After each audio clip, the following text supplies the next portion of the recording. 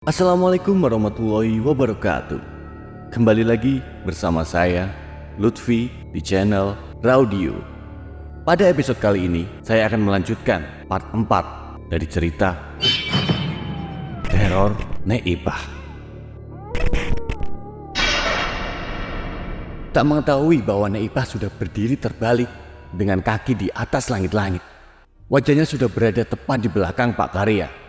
Pak Karya tidak bisa bergerak. Rambutnya ditarik sampai posisi wajahnya menatap ke atas langit-langit kamar mandi. Air menetes ke wajahnya dan baunya seperti bangkai tikus. Pak Karya sudah tidak tahan lagi, lalu membuka kedua matanya. Dan dilihatnya, wajah Nek Ipah sudah ada di hadapannya. Dengan mulut yang menganga lebar sekali, air liurnya terus menetes ke wajah Pak Karya. Dan setelah itu, pandangannya mulai gelap. Sudah tak bisa mengingat apa-apa lagi. Sampai akhirnya, Pak Karya ditemukan tergeletak di kamar mandi dan dibawa ke rumah sakit. Dari kejadian yang menimpa Mang Udi dan Pak Karya, membuat kampung menjadi tambah lebih geger lagi. Apa benar Nek Ipah sudah kembali? Tanyaku dalam hati. Di kamar, berkali-kali ku panggil Dirga, tapi ia tak kunjung datang. Sampai bosan, akhirnya aku memilih untuk bermain kelereng di halaman depan rumah. Sekilas, terlihat sesuatu dari ekor mataku. Seperti ada orang berdiri di tengah jalan di depan rumah. Dengan cepat aku menengok ke sana, tapi ternyata tidak ada siapa-siapa. Kejadian itu pun terulang sampai beberapa kali. Sampai akhirnya, aku melihat sebuah payung hitam tergeletak dalam posisi terbuka. Payung itu bergerak, terbang ke arah rumah Indra. Dan tak lama kemudian, terdengar suara jeritan dari rumah Indra. Bergegas aku pun berlari ke sana dan segera masuk ke dalam rumahnya. Di sana, terlihat Indra sudah kejang-kejang. Matanya melotot dan berteriak-teriak. "Bu Ani, Indra kenapa bu?" tanyaku. "Nggak tahu Dan, tolong panggilin Pak Ustadz," pintanya sambil memegangi tubuh Indra yang terus meronta-ronta. Bergegas aku berlari ke rumah Pak Ustadz sambil terus memikirkan keadaan Indra. Ini semua pasti karena salahku. Kata-kata itu terus menghantui pikiranku. "Maafkan aku Indra." Aku pun berhasil mengajak Pak Ustadz ke rumah Indra. "Wah, ini kesurupan," kata Pak Ustadz. Pak Ustadz pun memegang tangan Indra sambil terus merapal doa. Hahaha. Indra terus tertawa. "Siapa kamu?" tanya Pak Ustadz. "Sekarang saya sudah bebas." Hahaha. "Hah? Nek Ipah?" tanya Pak RT. Seraya terkejut. "Seseorang telah melepaskanku." Dan matanya melotot ke arahku. "Sekarang aku akan membawa anak ini," sambungnya. Butuh waktu lebih dari 1 jam. Sampai akhirnya Indra bisa kembali tersadarkan. Tubuhnya yang mungil itu sudah basah dengan keringat. Nafasnya pun terlihat seperti habis berlari keliling kampung. Kemudian ia dibawa ke kamar dan segera dibaringkan di tempat tidurnya. "Siapa yang telah melepaskannya ya? Kurang ajar," ucap Pak RT kesal. Aku pun tidak mungkin mengatakan yang sebenarnya, karena itu akan membuatku semakin merasa bersalah. Akhirnya aku pun pulang, melewati pagar samping. Dan dari pagar samping, payung hitam itu terlihat kembali. Dan kini sudah berada di tumpukan besi-besi rongsokan bekas becak. Payung itu melayang ke arah rumah Farul. "Hah? Farul?" teriakku segera berlari ke rumahnya. Ibu Farul ada di dalam warung. "Tante, Farulnya ada tante." "Farul nggak ada, lagi nginep di rumah opungnya." "Alhamdulillah." "Kenapa Dan? Kok mukanya panik gitu?" Enggak tante." "Ya udah tante, Dani pulang dulu tante." Beruntung Farul sedang tidak ada di rumah. Karena kalau tidak, mungkin dia akan menjadi sasaran berikutnya. Sekitar jam 9 malam, ramai orang berkumpul di dekat rumahku. Abah juga sudah ikut berkumpul di sana. Aku pun keluar menghampiri kerumunan orang itu. "Ini pasti kerjaan Nek Ipah," ucap salah satu warga. Iya Nek Ipah, pasti ini kerjaan Nek Ipah," saut warga yang lainnya. Kulihat ibunya Farul sedang menangis di balai kayu. "Ada apa bah?" tanyaku sambil kebingungan dengan situasi ini. "Jangan kesini, sana, pulang, masuk dalam rumah," perintah dari si Abah. Aku pun menurut, kembali masuk ke dalam rumah. Tak ada satupun orang yang bisa aku tanyai. Dirga juga sudah tidak pernah muncul lagi. Pada keesokan harinya, aku baru tahu tentang kejadian semalam. Rian, adiknya Fahrul, yang masih berumur 3 tahun menghilang dari rumah. Kabarnya, ia diculik ketika sedang tidur sendirian di dalam kamar. Ibu Farul sempat melihat ketika penculik itu menggendong anaknya dan sosoknya menyerupai Nek Ipah. Ibunya mencoba merebut Rian, tapi tidak bisa. Sosok itu terbang melewati jendela dan segera membawa Rian. Semalaman warga mencari keberadaan Rian, namun sampai pagi ini ia belum juga ditemukan. Aku pun berpura-pura sakit, tidak mau pergi ke sekolah. Tak lama kemudian, Pak Ustadz bersama temannya datang ke rumah. Mereka mengobrol dengan Abah di ruang tamu. "Coba panggil Dani ke sini," pinta Pak Ustadz ke Abah. Dan suaranya terdengar sampai ke kamarku. "Dani, Dani," panggil si Abah. Aku pun bangkit dari tempat tidurku, lalu berjalan keluar kamar untuk menemui mereka. "Dani, kesini nak." Pak Ustadz memintaku duduk di sampingnya.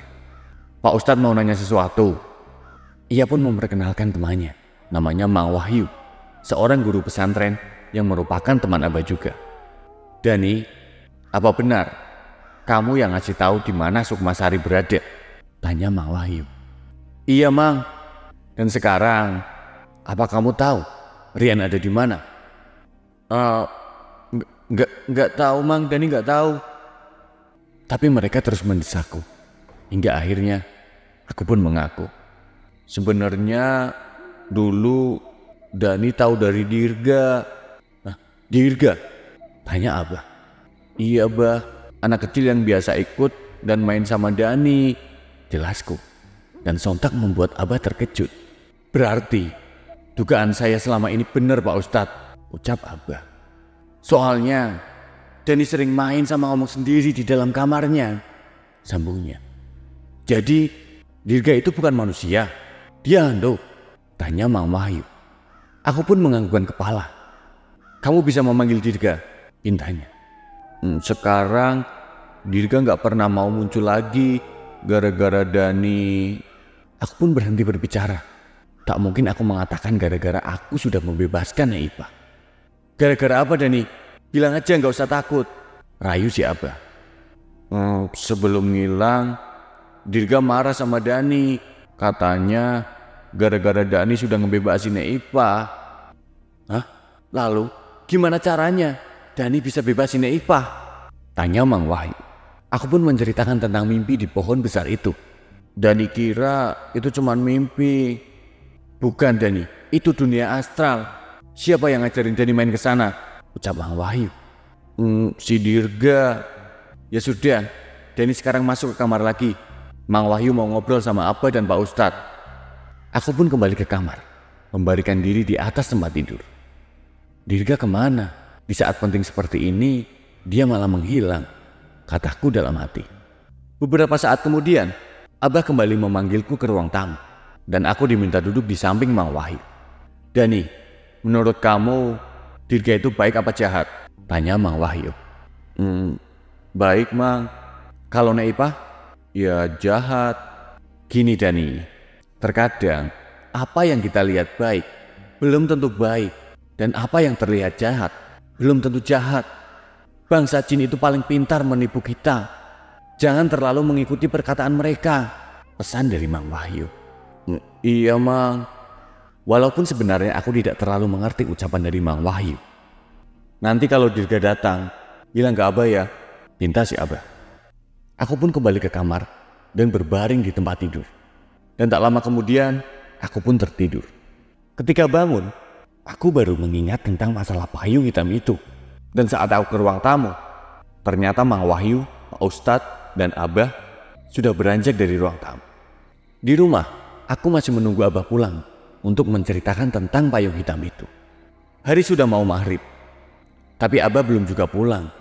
"Ibu, Abah kemana ya Bu? Kok belum pulang-pulang?" "Abah lagi pergi bareng Pak Ustadz sama Pak RT," balas dari ibu. Pulangnya kapan ya Bu?" "Ya Ibu ndak tahu." "Emang kenapa Le?" Ndak apa-apa Bu." Hingga pukul 10 malam, Abah masih belum juga pulang. Aku pun masuk ke dalam kamar, lalu segera tidur, berharap besok pagi aku bisa berbicara dengannya. Keesokan paginya, aku langsung berlari ke kamar Abah. Tapi nihil, ia sudah tidak ada di kamar. Apa mungkin Abah belum pulang ke rumah ya? Aku pun menghampiri ibu yang sedang mempersiapkan bekal di dapur. "Ibu, Abah belum pulang ya?" tanyaku. "Udah nak, tapi Abah sudah pergi lagi," balas si ibu. Sampai berangkat sekolah pun, aku belum sempat bertemu dengan Abah. Di sekolah, aku terus memikirkan tentang payung hitam dan nasib si Rian. Dan ketika jam istirahat, aku duduk di depan kelas sambil memandang teman-teman yang sedang asik bermain. "Dani," panggil seseorang. Aku pun celingak-celinguk mencari suara orang yang memanggilku. "Dani, di sini." Mataku pun tertuju pada pagar sekolah, dan ternyata Dirga sedang berdiri di sana. Spontan aku pun berlari menghampirinya, dan saat aku mendekat, Dirga malah berlari ke arah lapangan. "Dirga, jangan lari," pintaku sambil terus mengikutinya. Dan tiba-tiba, awas nak," terdengar suara seseorang yang berteriak ke arahku. Dan seketika, aku pun menjadi tersadar. Aku sudah berada di tengah jalan. Sebuah motor melaju cepat ke arahku. Aku pun panik, tapi entah mengapa, kaki ini seperti tidak bisa digerakkan. Terlihat beberapa orang datang berlari mendekatiku. Namun, sepertinya mereka akan terlambat. Jarakku dengan motor itu sudah sangat dekat. Dan beberapa detik sebelum motor itu menabrakku, ada seseorang yang menarik baju seragamku dari belakang. "Aduh!" Aku pun berteriak saat terjatuh ke aspal. Aku pun menoleh ke belakang, melihat siapa sosok orang yang telah menarikku tadi. Namun ternyata tidak ada siapa-siapa. Dalam sekejap, banyak orang yang sudah mengerumuniku. "Aduh dek, kalau nyebrang itu ya hati-hati," ucap seorang ibu-ibu sambil membantuku berdiri. "Iya loh dek, hampir aja tadi kamu ketabrak motor," sahut warga yang lainnya. Aku pun masih syok, tak merespon ucapan mereka. Namun, mataku tetap menatap ke arah lapangan, mencari keberadaan si Dirga. Tak lama kemudian salah seorang guru datang menghampiriku, dan kemudian menuntunku ke dalam sekolah. Aduh. Aku pun baru menyadari jika ternyata ada luka lecet di dagu dan telapak tanganku. Sebelum masuk gerbang sekolah, aku menengok ke belakang. Sekilas kulihat Dirga sedang berdiri di samping pohon beringin itu. Pohon yang katanya paling ia takuti. Tak lama kemudian, ibu pun datang ke sekolah dan membawaku pulang menggunakan becak. "Dek, ibu pergi ke apotek dulu yo, mau beli obat," ucap ibu seraya berjalan keluar. Sementara aku duduk di ruang tengah sambil menonton televisi. Dani, ada orang yang memanggilku dari luar. Perlahan aku pun berjalan keluar, tapi tak terlihat ada seorang pun. Hanya ada payung hitam yang tergeletak di tengah halaman. Dan entah mengapa, payung itu seperti memiliki daya magis. Payung itu berhasil mempengaruhiku untuk berjalan mendekatinya. Sini Dani, ambil." Suara itu terus membawaku mendekati payung hitam tersebut. Jangan dekati payung itu Dani," terdengar suara lain. Dan yang jelas, itu bukanlah suara Dirga, melainkan suara seorang wanita. Aku pun tidak menghiraukannya. Aku tetap berjalan mendekat. "Wah!" teriakku saat Nek Ipah tiba-tiba muncul di hadapanku. Dan saking kagetnya, aku sampai terjungkal ke belakang. Aduh. Namun saat aku melihat ke depan, Nek Ipah sudah menghilang. Payung hitam itu pun bergerak, lalu melayang ke atas pohon mangga.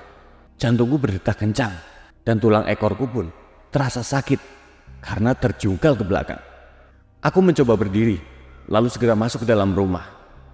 Pada sore harinya, akhirnya Abah pun pulang, hingga aku bisa bertemu dan menceritakan tentang payung hitam itu. Setelah mendengarkan ceritaku, Abah segera pergi untuk menemui Pak Ustadz. Ibu pun menyuruhku untuk masuk ke kamar dan jangan pergi kemana-mana. Tak ada kegiatan yang bisa kulakukan di kamar, paling hanya berbaring di tempat tidur sambil menatap langit-langit di dalam kamar. Dari sudut mataku, terlihat ada bayangan lewat di kaca lemari. Aku pun menoleh dan ternyata Dirga sedang duduk di atas lemari. "Dirga," sapaku, seraya duduk di ujung tempat tidur. "Halo Dani." Dirga pun turun sambil melayang. Lalu ia pun duduk di samping. "Tadi pagi kamu ke sekolahku?" tanyaku. "Iya," balas dari Dirga. "Terus kenapa kamu lari?" "Tadinya aku mau mengajak kamu bermain." "Bermain di lapangan? Bukannya kamu takut ke sana?" "Tidak, mereka semua baik. Tadi aku hampir ketabrak motor tahu. Iya Dani, maafkan aku. Oh iya, aku juga lihat kamu tadi berdiri di dekat pohon beringin. Bukannya di sana ada sosok yang menyeramkan? Iya, tapi ternyata dia juga baik padaku. Dan tiba-tiba ada angin yang bertiup kencang masuk ke dalam kamar, hingga menggerakkan gorden di dalam kamar. Gorden itu pun bergerak ke samping dan membuatku bisa melihat dengan jelas area samping rumah. Dirga? Tanyaku, mulai ketakutan. Namun, tak ada jawaban darinya dan kulihat wajahnya juga ketakutan. Dari balik jendela, terlihat ada sepasang cahaya yang berwarna merah menyorot ke arahku. Dan semakin lama, bentuknya menyerupai bola kecil dan semakin membesar. Kini terlihat seseorang sedang berdiri di balik jendela. Dan ternyata cahaya merah itu berasal dari matanya. Ukuran tubuhnya pun semakin besar. Dan tak lama, ia sudah masuk ke dalam kamar. Ia berdiri di dekat jendela. Dan setengah tubuhnya tertutupi oleh payung hitam. Iya, payung yang sama dengan yang kulihat sebelumnya. Dan tiba-tiba, payung itu pun terbang. Dan kini aku bisa melihat wajahnya dengan jelas. Seorang wanita berwajah hitam legam dan dipenuhi dengan bulu.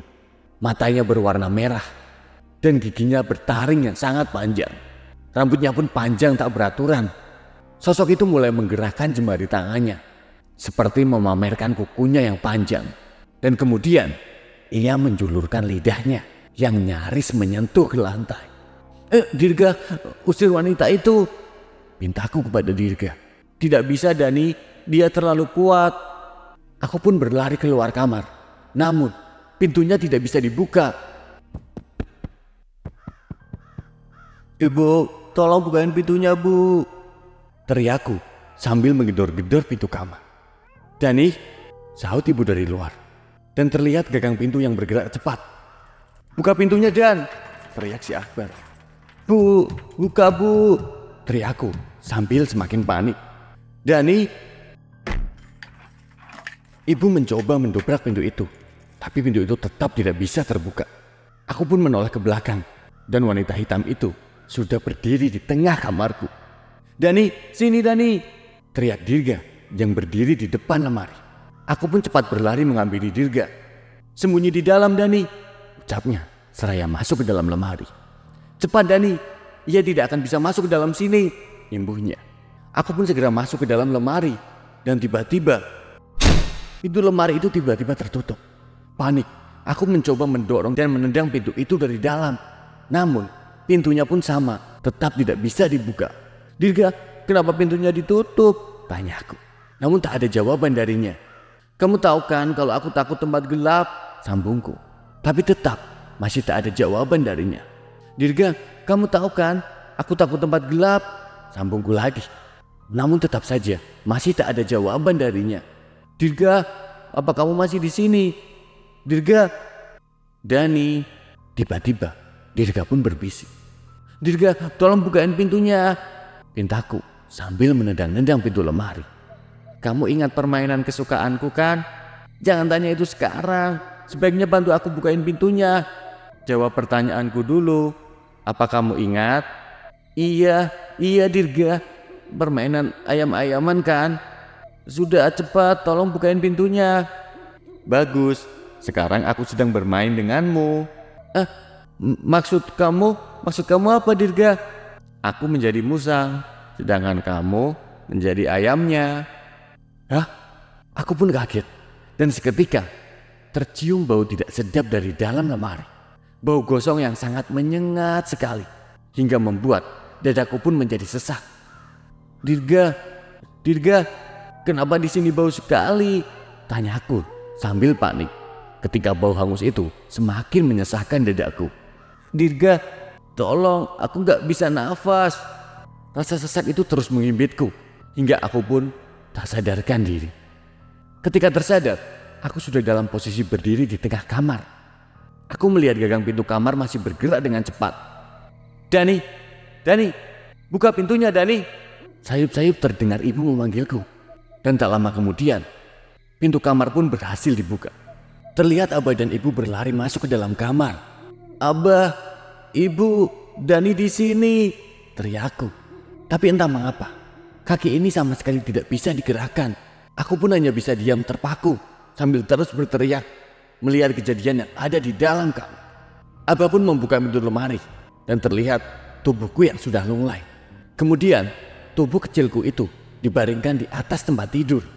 "Dek, adik," Abah mencoba membangunkanku. "Abah, adik di sini, Bah," panggilku. Pak Ustadz dan Mak Wahyu pun datang dan langsung mendekati tubuhku. Keduanya seperti membacakan sesuatu, tapi aku sama sekali tidak bereaksi. Apakah aku sudah meninggal? Tanyaku dalam hati. Hanya dalam hitungan detik, wanita hitam itu sudah ada di hadapanku. Dan sontak, aku pun menangis dan berteriak meminta tolong. "Diam," hardiknya. Lalu mengikatkan tali hitam di tubuhku. Kemudian ia pun mendekapku dari belakang dengan salah satu tangannya yang menutupi seluruh wajahku. Aku pun berontak, tapi aku tak sanggup berbuat apa-apa. Tiba-tiba kakiku seperti kehilangan pijakan dan rasanya seperti melayang. Wanita hitam itu akhirnya melepaskan dekapannya dan kini aku sudah berdiri di tengah hutan. Ia pun menarikku layaknya seekor kambing sambil menyusuri jalan setapak. Dari kejauhan terlihatlah sebuah gubuk dan cukup lama aku berdiri di depan gubuk itu. Sampai akhirnya ada seorang kakek yang muncul dari dalam gubuk itu. Mata kami saling berpandangan. Ingin sekali aku meminta tolong, tapi mulut ini terasa terkunci. Aku pun terus menatapnya dengan wajah memelas. Tapi kakek itu sama sekali tidak peduli. "Kenapa kamu membawa anak ini kemari?" tanya kakek itu pada si wanita hitam. "Apakah kamu tidak tahu siapa penjaganya?" tanyanya lagi. "Saya tahu, tapi hanya ingin menitipkan anak ini sebentar saja," balas wanita hitam itu. "Tidak bisa, lebih baik kamu cari tempat lain," balas sang kakek. "Aku tidak mau berurusan dengan penjaganya," sambung si kakek. Kakek itu pun meminta kami pergi dari tempatnya dan aku pun kembali dibekap. Tak lama kemudian kami sudah berpindah tempat. Aku sudah berdiri di depan pendopo yang memiliki halaman yang luas. Wanita hitam itu pun kembali menarikku masuk ke dalam. Di halaman depan terlihat anak-anak sedang bermain. Mereka berlarian ke sana kemari, namun dengan gerakan yang sangat cepat. Saat melihatku berjalan mendekat, mereka pun terdiam sambil menatapku. Kutatap wajah mereka dan ternyata mereka bukan anak-anak. Ukuran tubuhnya memang seperti anak-anak, tapi wajahnya sangatlah tua. Sebagian lainnya memiliki bentuk kepala yang aneh. Ada yang lonjong dan ada juga yang pipih. Ada pula anak-anak yang sepertiku juga, tapi dengan wajah yang tidak kalah aneh. Mulai yang bermata satu tapi sangat besar, ada yang bermata tiga, dan ada juga yang tanpa mata. Mulutnya pun ada yang berbentuk vertikal dengan telinga besar dan memanjang. Sebenarnya mereka ini makhluk apa? Sungguh sangat menyeramkan, ucapku dalam hati.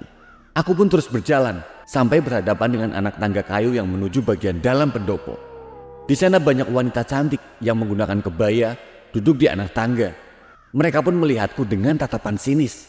Wanita hitam berjalan menaiki anak tangga, masuk ke dalam tanpa mengajakku bersamanya. Selama ia di dalam, aku hanya menjadi bahan tontonan oleh wanita berkebaya dan anak-anak yang berwajah tua itu. Berapa lama kemudian, wanita hitam itu keluar bersama dengan seorang wanita lain. Wajahnya sangat cantik dan di kepalanya ada sebuah mahkota dengan permata yang berwarna hitam.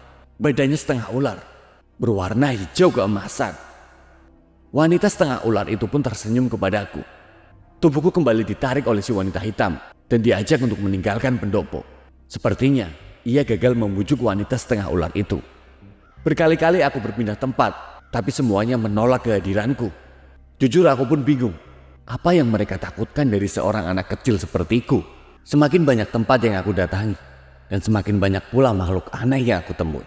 Rasa takut ini seperti sudah benar-benar hilang, sampai aku datang ke tempat yang terakhir. Tempat yang membuatku bergidik ngeri, sampai aku pun terus menutup kedua mata. Aku berpindah ke sebuah hutan dengan pohon yang menjulang tinggi. Kami berjalan menyusuri jalan setapak sampai tiba di sebuah pohon besar. Wanita hitam itu pun menarikku dan mendekati pohon tersebut. Dan tiba-tiba terdengar suara awan macan. Tiba-tiba muncul seekor macan. Tetapi tubuhnya kurus sekali. Hanya terlihat kulit yang menempel ke tulangnya. "Mau apa kamu kesini?" tanyanya. "Aku mau menitipkan anak ini," jawab si wanita hitam. "Jangan di sini." "Hah, kamu juga takut? Kamu tidak melihat tubuhku yang kurus ini. Sudah tidak ada orang yang memberiku makan," balas si macan itu. "Lebih baik bawa dia ke dalam." Kami pun pergi dari tempat itu dan berjalan masuk ke hutan yang lebih dalam lagi.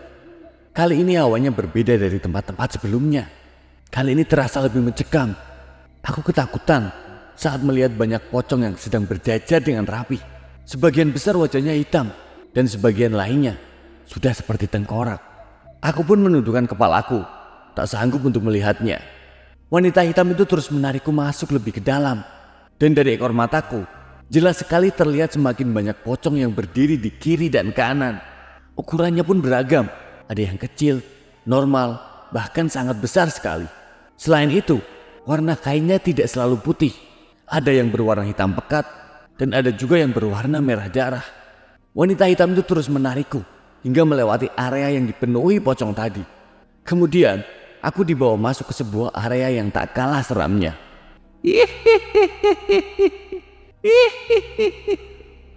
Terdengar suara melengking bersaut-sautan dan sangat mengganggu sekali di telingaku. "Ada anak baru, ada anak baru." Aku memberanikan diri untuk mengintip, melihat ke atas pohon. Dan ternyata banyak sekali kuntilanak yang sedang duduk di atas sana. Ada pula yang terbang ke sana kemari sambil tertawa cekikikan, seperti sedang menyambut kehadiranku. Sama halnya dengan pocong tadi, kuntilanak yang kulihat di sini tidak selalu mengenakan baju yang berwarna putih. Ada yang berwarna kuning, hijau, merah, dan juga hitam. Bentuknya pun sangat jauh berbeda dengan yang pernah kulihat sebelumnya. Misalnya, yang berwarna merah memiliki ukuran tubuh yang besar dan dengan lidah yang menjulur panjang. Sedangkan yang hitam memiliki wajah yang menakutkan serta kuku yang sangat panjang. Aku terus menundukkan kepala sampai suara tawa itu kian menghilang. Dan kini suasana pun kembali menjadi sunyi. Namun, suasana sunyi ini justru malah terasa lebih menakutkan daripada sebelumnya. Dan tiba-tiba, wanita hitam itu menghentikan langkahnya. Kuangkat kepalaku, menatap ke depan. Di depan ada sebuah pohon besar, sangat besar. Aku pun menengadah, melihat ke atas, ke area dahan pohon itu. Dan di sana, terlihat banyak sekali anak-anak kecil yang sedang tergantung di sana dengan tubuh yang sudah tidak utuh dan masih meneteskan darah segar.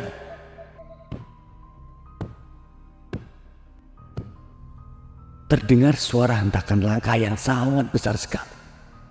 "Ambil anak ini." Dan sepertinya suara itu berasal dari makhluk yang berukuran sangat besar. Dan benar saja, tak lama kemudian muncul sesosok makhluk yang berukuran sangat besar dari dalam hutan itu. Dia menarikku dengan paksa. Aku pun berteriak ketakutan sambil meminta tolong.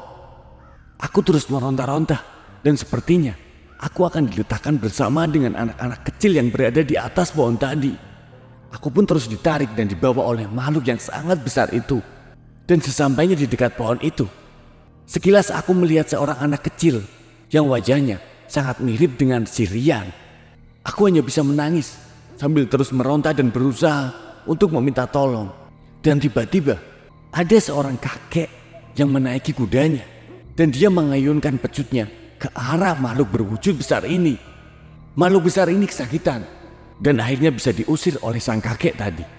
"Sekarang kamu harus lebih berhati-hati. Jangan terlalu percaya dengan ucapan mereka," kata si kakek. "Iya kek, terima kasih kek. Kakek pergi dulu. Salam buat abahmu." "Kakek kenal abah?" tanyaku. Kakek itu pun hanya membalas dengan senyuman, lalu menghilang.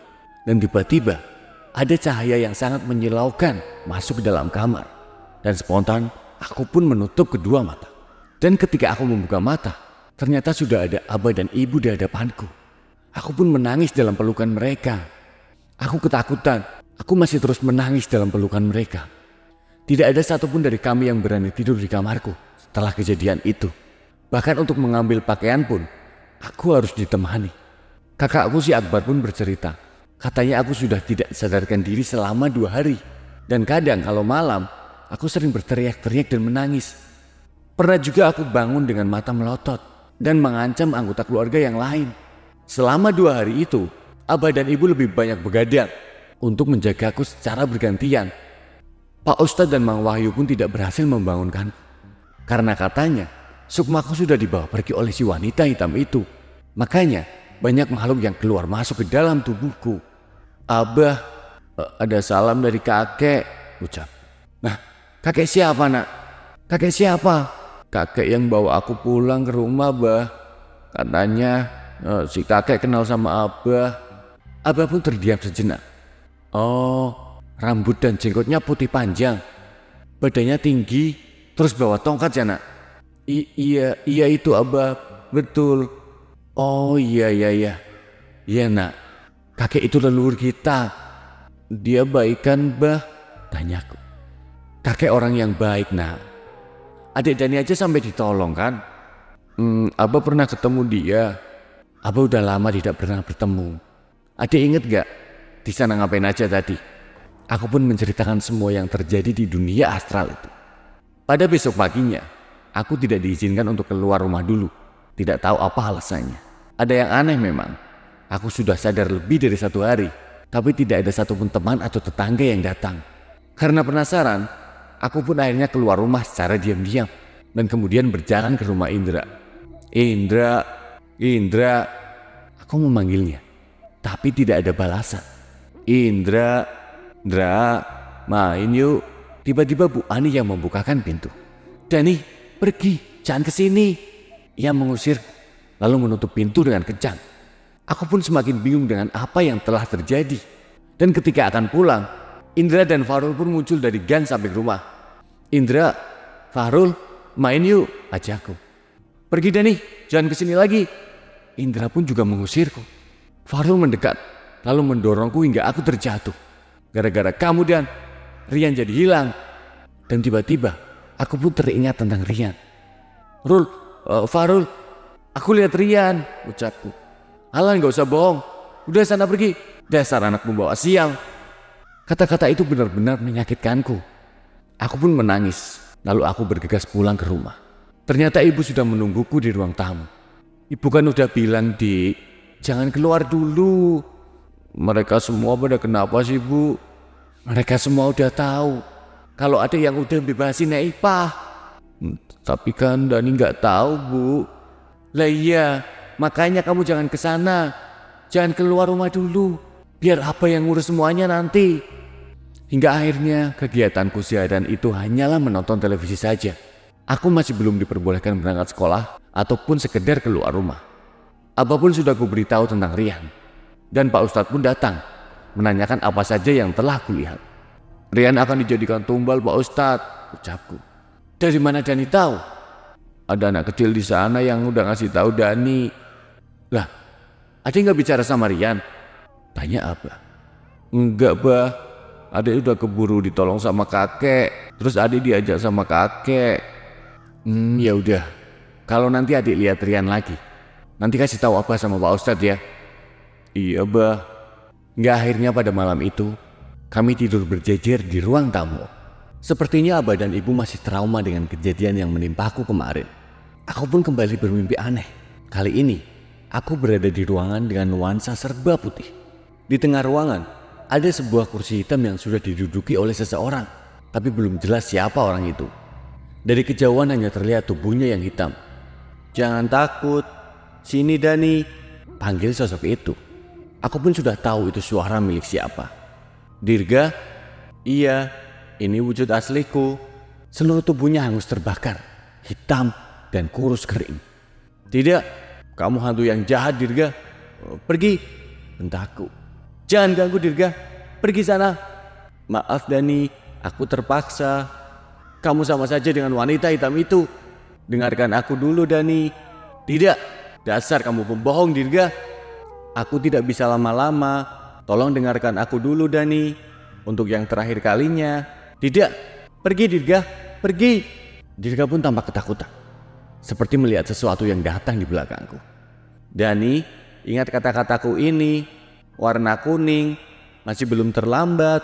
dan seketika Dirga pun menghilang. Aku tidak menghiraukan mimpi itu. Lagian, apa maksudnya warna kuning dan belum terlambat? Dirga pasti mau menipuku lagi, pikirku. Keesokan siangnya, aku mendapatkan kabar kalau Pak Ustadz dilarang mengadakan pengajian 40 harinya Nek Ipah yang rencananya akan digelar 5 hari lagi. Alasannya tentu saja karena teror yang menimpa Pak Karya, Mang Udin, dan juga keluarga Fahrul.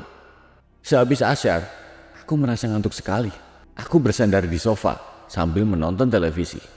Rasa ngantuk yang tak tertahankan membuatku tertidur dan kembali bermimpi. Rian ada di halaman depan sambil berlari-larian ke sana kemari. "Rian!" Aku pun memanggilnya. Lalu dia menoleh dan tersenyum kepadaku. "Rian, kamu ada di mana?" tanya. Rian berlari ke arah lapangan dan aku pun mengikutinya dari belakang. "Rian, jangan lari Rian!" pintaku. Dia terus berlari sambil berputar-putar mengelilingi lapangan dengan cepat sekali. Sebelum mimpi itu selesai, ada gambaran tembok yang berwarna kuning. Rian berdiri di dekat tembok itu sambil menangis. "Adik, bangun Dik, udah mau maghrib loh." Ibu pun membangunkanku.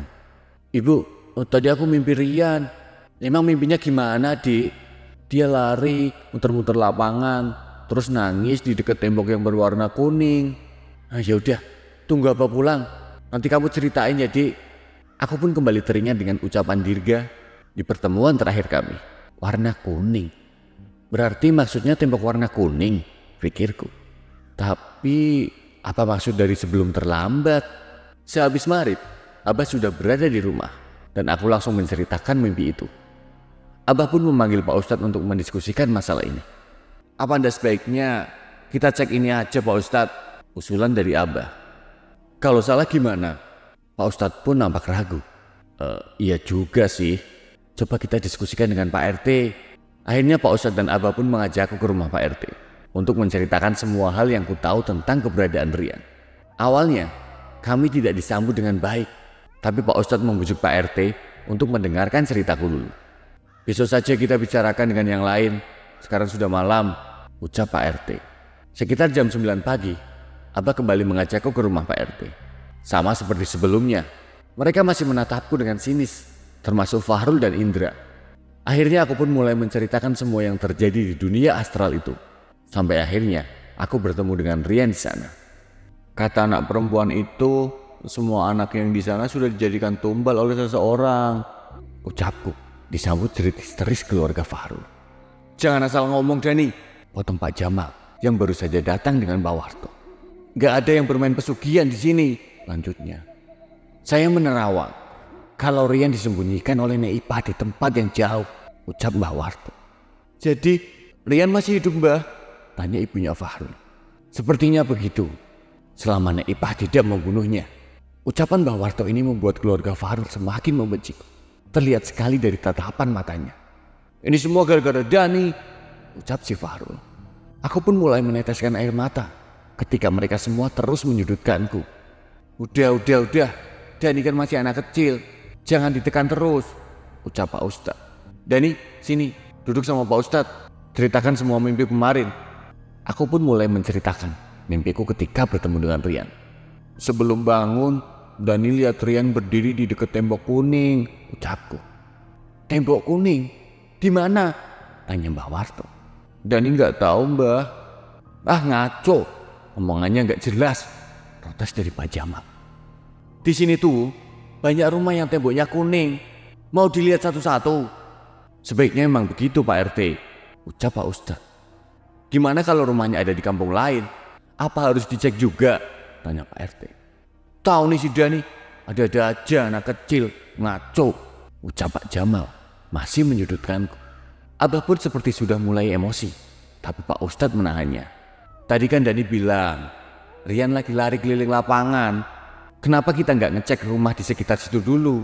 usul dari Pak Ustadz. "Ya udah kalau Pak Ustadz percaya sama omongan Dani," ucap dari Pak Jamal. "Padahal Simba kan bilang Rian sudah dibawa jauh sama nenek sialan itu." "Udah biarkan saja Mal, kita lihat saja hasilnya," kata Mbah Warto sambil menenangkan Pak Jamal. Kami semua pun berjalan ke lapangan, melihat-lihat rumah yang ada di sekitar lapangan. Dan hanya ada 4 rumah yang bertembok kuning, yaitu rumah Mbak Ratna, rumah Pak Karya, dan 2 orang warga lainnya. Pertama kami mendatangi rumah Mbak Ratna, dan hanya ada ibunya saja yang di rumah. Sementara Mbak Ratna sedang bekerja dan adiknya masih sekolah. Bu Ida, ibunya Mbak Ratna, lumayan kaget saat melihat kami datang dengan berbondong-bondong. "Ada apa ini?" tanyanya. "Mohon maaf Bu Ida, boleh saya ngecek ke dalam rumah?" Pak RT pun meminta izin. "Iya boleh Pak, tapi ada apa?" Dani bilang, "Rian ada di salah satu rumah yang temboknya berwarna kuning Bu," jawab dari Pak Jamal. Bu Ida pun sepertinya tersinggung. "Jadi kalian nuduh keluarga saya menculik Rian? Buat apa coba?" jawabnya dengan keras. "Sudah dibilang jangan dituruti, nanti malah timbul masalah baru," ucap dari Pak Jamal. "Kalau kalian tidak percaya, ya udah cek aja," ucap Bu Ida dengan nada emosi. "Oh, maaf banget ya Bu," ucap abahku. Akhirnya abah, Pak RT dan Pak Ustadz pun masuk ke dalam rumah.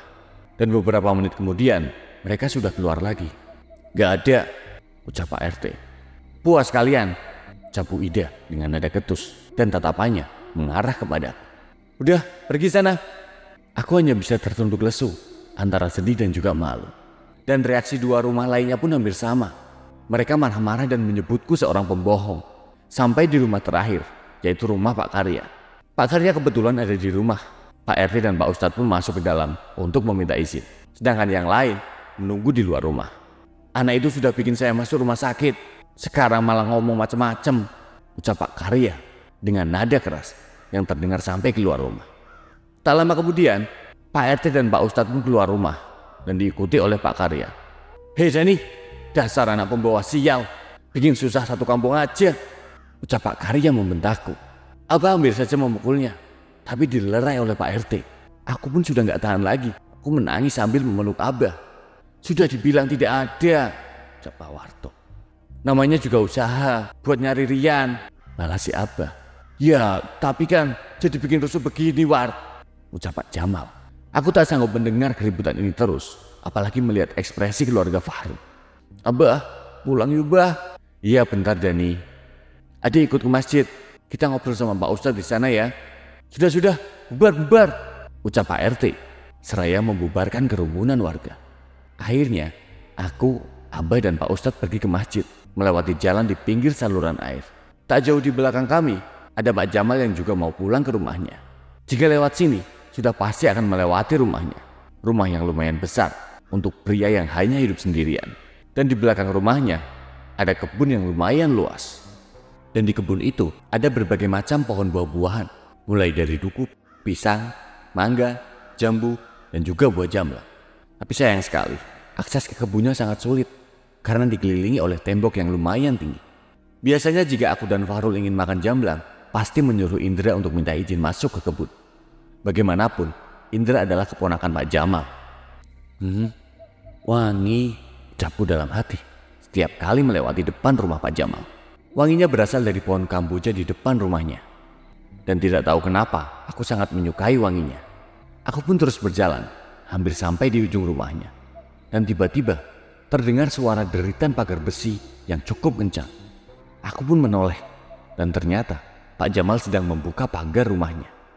Di saat itu juga, aku melihat sekelebat bayangan hitam sedang melayang ke atas pohon kamboja.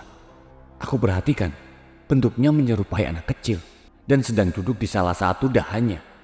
Aku pun berlari mendahului Abah dan Pak Ustadz. "Kenapa Dik? Kok lari?" tanya Abah.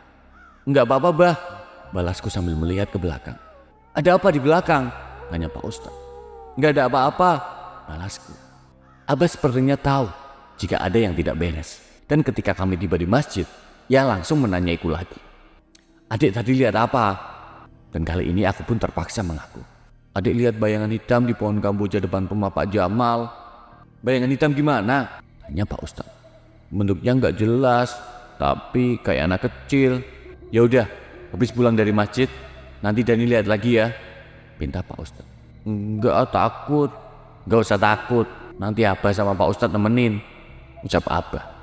Dan sesuai percakapan tadi, akhirnya kami pun kembali melewati depan rumah Pak Jamal. Aku berdiri di depan pohon kamboja itu, kemudian melihat ke atasnya. "Nggak ada apa-apa," bisikku sambil menggelengkan kepala. "Emangnya tadi Dani lihat di mana?" tanya Pak Ustadz. "Di situ," aku menunjuk salah satu batang pohon kamboja. pintu rumah terbuka. Lalu Pak Jamal keluar. "Ada apa ini?" Pada diam-diam di depan rumah orang. "Oh enggak Pak, ini Dani, suka sama bunga pohon kamboja." "Elak dari apa? Ambil aja ke dalam, pagarnya nggak dikunci kok." Ayah pun sedikit mendorong tubuhku, lalu memberikan kode untuk masuk ke halamannya.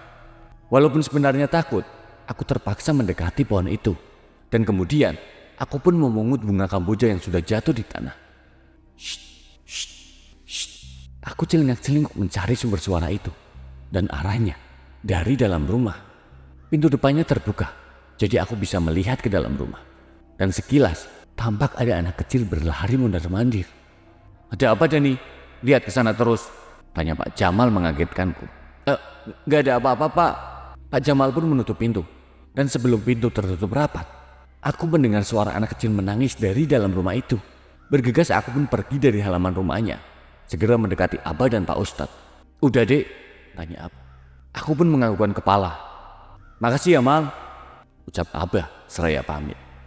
Di jalan pulang, aku menceritakan keanehan tadi. Dan Pak Ustadz menyarankanku untuk melapor kepada Pak RT. Tapi Abah tidak yakin Pak RT bisa langsung percaya dengan ucapannya setelah kejadian sebelumnya. Apalagi yang dicurigai adalah adik kandung menantunya sendiri. Dan dugaan Abah ternyata benar. Pak RT tidak memberi tanggapan yang serius.